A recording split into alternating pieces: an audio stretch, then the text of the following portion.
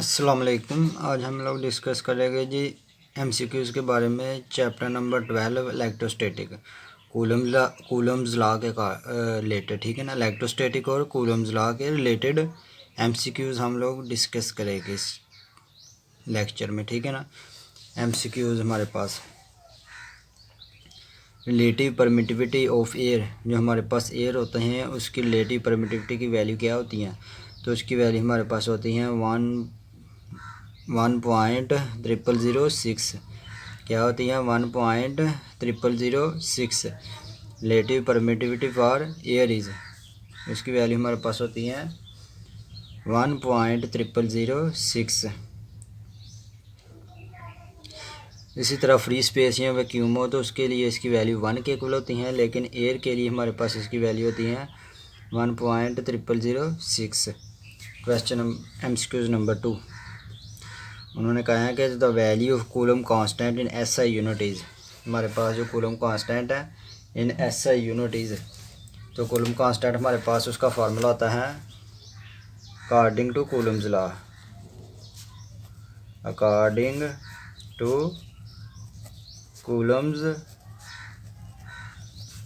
Law के according हमारे पास होता है F इज़ इक्वल टू के Q1 Q2 over R square, इसके इक्वल होता है, ठीक है ना। के की वैल्यू होती है 1/4πE0 Q1 Q2 over R square. तो हमारे पास ये होता है कूलम कांस्टेंट, ये इसकी वैल्यू ये होती है। तो इसकी वैल्यू हमारे पास होती है कूलम कांस्टेंट की 9/10⁹ न्यूटन मीटर स्क्वायर पर कूलम स्क्वायर। तो इसकी वैल्यू हमारे पास क्या होती है 9/10⁹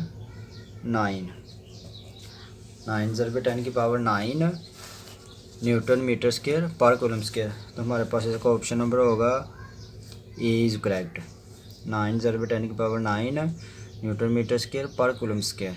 इसी तरह हमारे पास MCQs number 3, the electrostatic force between two charges. हमारे पास दो चार्जेस हैं जिनके दरमियान इलेक्ट्रोस्टैटिक फोर्स की वैल्यू है एफ़, ठीक है ना। अगर हम वी प्लेस ए डाइलेक्ट्रिक, अगर हम एक डाइलेक्ट्रिक या इंसुलेटिंग मटेरियल है उसके दरमियान में प्लेस कर देते हैं जिसकी वैल्यू ये है बिटवीन द चार्जेस के दरमियान, then the force become equal to, ये हमारे पास फोर्स विदाउट द मीडियम। उसके बाद हम लोगों ने मीडियम रख देना है। तो हमारे पास उन्होंने पूछा है कि फोर्स क्या होगी एफ डैश। हमारे पास फार्मूला आता है रिलेटिव परमिटिविटी का एफ ओवर एफ डैश। ये हमारे पास फोर्स वो है without the medium,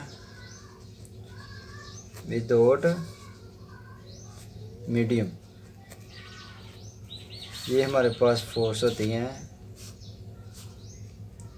with medium. ये फोर्स हमारे पास मीडियम वाली, जब हमने डाइलेक्ट्रिक कांस्टेंट रखा चार्जेस के दरमियान में तो वो फोर्स हमारे पास ये होगी, ये विदाउट द मीडियम, ठीक है ना। Without the medium. तो हमने फाइंड क्या करना, हमें इसकी भी वैल्यू दी गई है विदाउट मीडियम के दरमियान, जो विदाउट मीडियम के बगैर जो फोर्स है उसकी वैल्यू दी गई है, इसकी वैल्यू दी गई है, और एफ डैश हम लोगों ने फाइंड करना है एफ डैश। तो हमारे पास आ जाएगा एफ ओवर ई आर। तो हमारे पास क्या वैल्यू है फोर्स की विदाउट द मीडियम 42 न्यूटन। तो हमारे पास मीडियम की वैल्यू कितनी है डाइलेक्ट्रिक मीडियम की 2.1, ठीक है ना। तो जब हम इसको सोल्व करें तो हमारे पास इसका आंसर आ जाएगा 20 न्यूटन। तो इसका option number D is correct. क्या आ जाएगा हमारे पास 20 न्यूटन। तो इसका हमारे पास ऑप्शन नंबर सी करेक्ट है, ठीक है ना। Option number C is correct. MCQs number 4, presence of dielectric always. जब भी हम डाइलेक्ट्रिक किसी के चार्जेस के दरमियान प्लेस करेंगे तो हमेशा जो इलेक्ट्रोस्टैटिक फोर्स होगी वो कम हो जाएगी। तो कौन सा ऑप्शन करेक्ट है हमारे पास, option number B is correct. हमेशा क्या होगी रिड्यूस द इलेक्ट्रोस्टैटिक फोर्स। उसके बाद MCQ number 5, the concept of an electric field lines was introduced by. हमारे पास जो इलेक्ट्रिक फील्ड का कंसेप्ट था उसको किसने इंट्रोड्यूस करवाया? कूलम ने, फैराडे ने, आइंस्टाइन ने या हेनरी साहब ने। हमारे पास जो कूलम लॉ था उसने हमें दिया था Coulomb's law between 2 point charges के दरमियान में। तो ये आंसर इसका ऑप्शन ठीक नहीं है। इसका मतलब फैराडे ने हमें क्या बताया था? इलेक्ट्रिक फील्ड लाइंस के बारे में बताया था, ठीक है ना। इसी तरह आइंस्टाइन ने हमें बताया था इक्वेशन E=mc², जो स्पेशल थ्योरी ऑफ रिलेटिविटी या मॉडर्न फिजिक्स में इस्तेमाल होती है, ठीक है ना। इसी तरह जो जोसेफ हेनरी थे उन्होंने हमें बताया था कि मैग्नेटिक फील्ड जब भी किसी कॉइल में से चेंज किया जाएगा तो हमारे पास EMF इंड्यूस होगी कॉइल के अंदर, ठीक है ना। मैग्नेटिक फील्ड के चेंजेस की वजह से EMF इंड्यूस होगी। हमारे पास इसमें जो करेक्ट आंसर है वो है हमारे पास ऑप्शन नंबर बी, फैराडे। हमें फैराडे ने बताया था इलेक्ट्रिक फील्ड लाइंस के बारे में। उसके बाद MCQ नंबर 6, इफ़ अगर medium between the charge is not free space, अगर हमारे पास चार्जेस के दरमियान जो मीडियम है वो फ्री स्पेस ना हो, फ्री स्पेस या वैक्यूम ना हो, फ्री स्पेस कह लें या वैक्यूम एक ही बात है, ठीक है ना। वो उन्होंने कहा नहीं है, then the electric force will be, हमेशा जब भी हमारे पास फ्री स्पेस होगा या वैक्यूम तो उससे हमारे पास उस मीडियम से कोई इफेक्ट नहीं होगा फोर्स के ऊपर, ठीक है ना। उसकी वैल्यू 1 होती है हमारे पास फ्री स्पेस या वैक्यूम के लिए।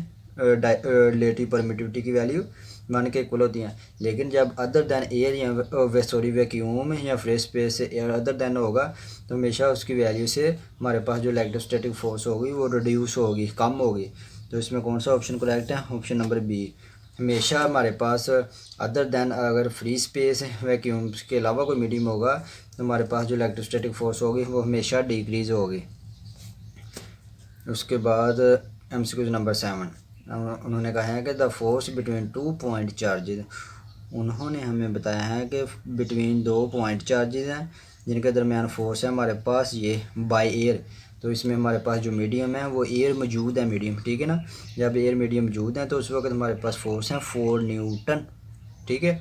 इसी तरह वैन जब सेपरेटेड बाय मीडियम, जब हमने मीडियम से सेपरेट किया जिसकी वैल्यू हमारे पास रिलेटिव परमिटिविटी की आ गई 2, हमने एयर के साथ उसको सेपरेट किया, उसमें मीडियम प्लेस कर दिया चार्जेस के दरमियान एयर, तो उस वक्त उसकी फोर्स इतनी है।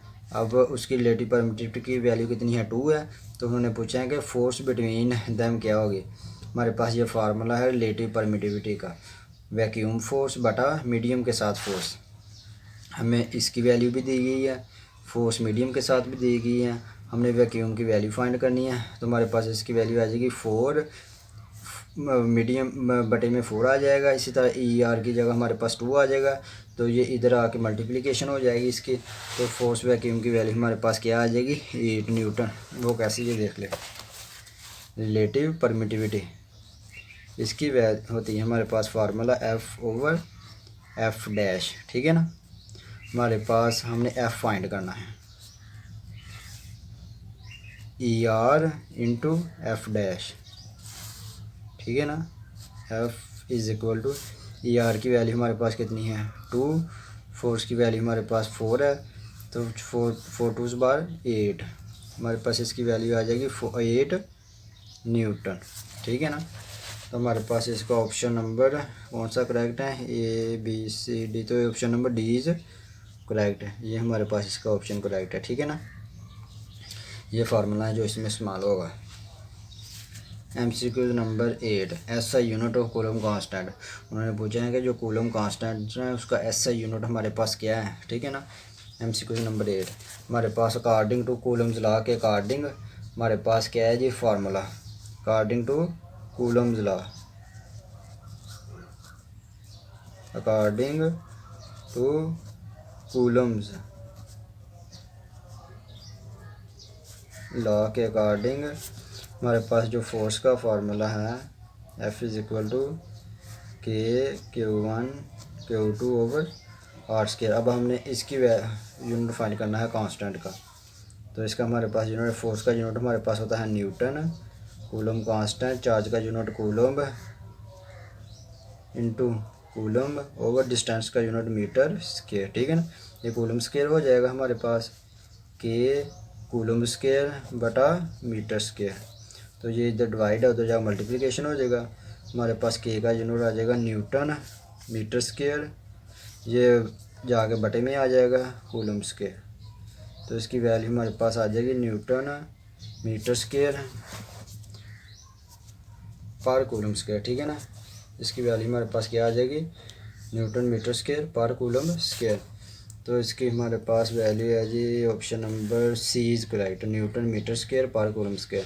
ये हमारे पास आ गया इसका यूनिट। इसी तरह MCQ number 9, the value of relative permittivity for all dielectric. जितने भी हमारे पास डाइइलेक्ट्रिक है हर एक की रिलेटिव परमिटिविटी की वैल्यू कुछ ना कुछ लाजमी होती है। अदर उन्होंने पूछा है कि अदर दैन एयर या वैक्यूम के अलावा हमेशा क्या होगी, हमेशा वैक्यूम या एयर के अलावा ऑलवेज ग्रेटर दैन 1 होगी, ठीक है ना। हमेशा 1 से ज़्यादा होगी। वैक्यूम के लिए हमारे पास 1 होती है, एयर के लिए होती है 1.006, लेकिन जो दूसरे मीडियम हमारे पास हो गए उसके लिए हमेशा 1 से ज़्यादा होगी, ठीक है ना। ग्रेटर दैन यूनिट वो किधर है टेबल, ये आपके सामने, ये वाला टेबल हमारे पास, ठीक है ना। ये टेबल हमेशा उसकी वैल्यू वैक्यूम के लिए 1 है, एयर के लिए 1.006, अदर जो दूसरे मीडियम उन सब के लिए 1 से ज़्यादा होगी, ग्रेटर दैन यूनिट, ठीक है ना। आज के लिए इतना ही काफ़ी है। अगर समझ नहीं आई तो कमेंट बॉक्स में लाजमी पूछना है, ठीक है ना। Thank you.